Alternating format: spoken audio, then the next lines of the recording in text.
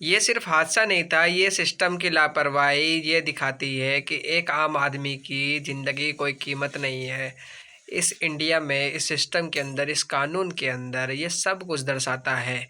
मैं ऐसा क्यों कह रहा हूँ? क्योंकि जिस तरह से ग्रेटर नोएडा ज़िले के अंदर एक हादसा आप सबने सुना भी होगा उसके बारे में, और कई जगह आपको देखने को भी मिला होगा। लेकिन क्या है इसके पीछे की पूरी सच्चाई? वहाँ के अधिकारी कौन है? आप देख के जब सुनोगे तो हैरान हो जाओगे कि कौन है उसके पीछे के अधिकारी। सबसे पहले बात करते हैं ये हादसा हुआ क्यों और कैसे हुआ। क्यों 27 साल के उस नौजवान के सॉफ्टवेयर इंजीनियर जो था उसकी मौत हो जाती है इस हादसे में, और किस तरह से वो हादसा था जो सीधा उसको इतने दर्दनाक और इस तरह के मामले में देखने को मिला। मरने वाले व्यक्ति का नाम युवराज मेहता, पेशे से सॉफ्टवेयर इंजीनियर, उम्र मात्र 27 साल।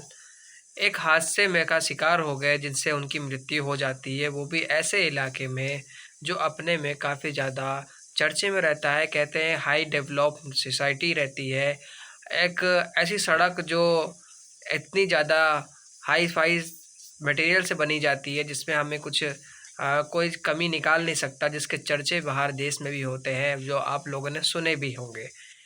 जिस तरह से व्यक्ति ने अपने हादसे को बयान किया था मरने से पहले, वो मैं आपके सामने लेके आता हूँ, उसके बारे में बात करते हैं। ट्रैवल वो कर रहे थे अपनी गाड़ी से, रात का समय था, कोहरे की वजह से विजिबिलिटी बहुत कम थी। मैं आप लोगों को पहले दिन से कहते हुए आ रहा था, जिसकी वजह से उन्हें वहाँ का रोड साफ दिखाई नहीं दिया। और मैं आपको पहले दिन से कहते भी आ रहा था कि जिस तरह से भाई कोहरे की वजह से विजिबिलिटी बहुत ज़्यादा कम है और नज़र नहीं आ रहा है, सेफ रहें, सुरक्षित रहें, धीरे चले। आज उसी का एक लापरवाही कह सकते हो, या फिर सिस्टम की लापरवाही कह दो, या फिर उस शख्स की बुरी किस्मत कह दो जिसने उसकी जान ले ली।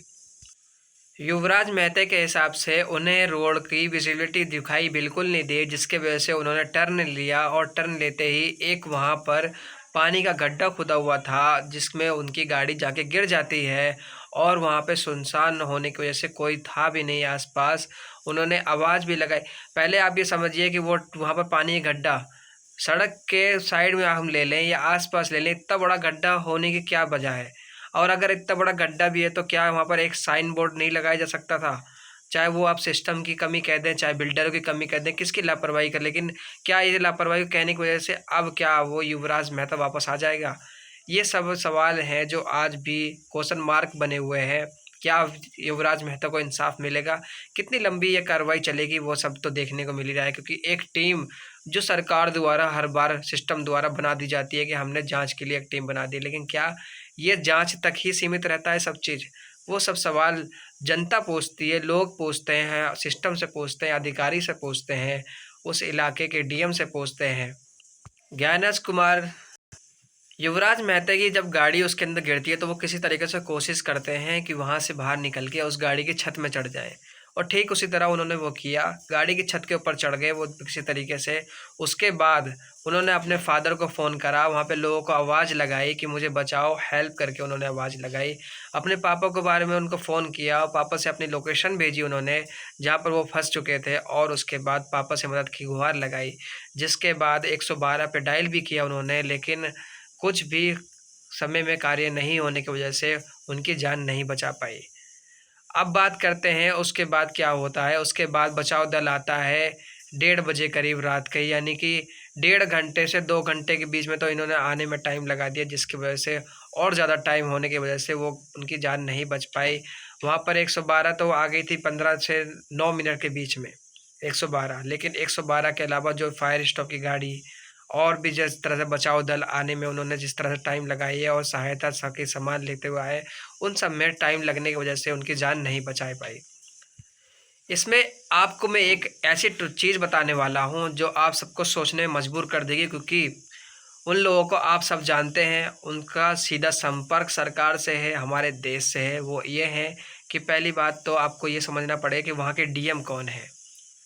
मेधा रूपम, जी हाँ दोस्तों, आप सब इन्हीं को जानते होंगे। अगर इनको नहीं जानते होंगे तो एक शख्स का नाम और लेने वाला हूँ मैं, उनको तो आप सभी जानते होंगे, ज्ञानेश कुमार। आप सब ने इनका नाम सुना भी होगा और आप जानते भी होंगे इनका ओहदा क्या है। अगर जो नहीं जानते होंगे मैं उनको बता देता हूँ, इनका ओहदा है चीफ कमिश्नर ऑफ इलेक्शन। अभी इस टाइम पे ये मौजूदा में इस पद पे है और इनकी बेटी है ग्रेटर नोएडा ज़िले के अंदर डीएम, जिनका नाम मेहता रूपम है। तो क्या डीएम की इस लापरवाही पे कोई सवाल उठेगा? इनके ऊपर कोई कार्रवाई होगी या सिर्फ उन बिल्डर्स के ऊपर होगी? हम आपसे रिक्वेस्ट करते हैं, अगर आप हमारी बात से इत्तेफाक रखते हैं, हमारी वीडियो को और पॉइंट्स को समझ में आते हैं, तो हमारी वीडियो को लाइक करें, चैनल पर नए हैं तो सब्सक्राइब करें और यह हैशटैग युवराज को इंसाफ दिलाने का ट्विटर पे पोस्ट पे कमेंट करें। Thank you so much.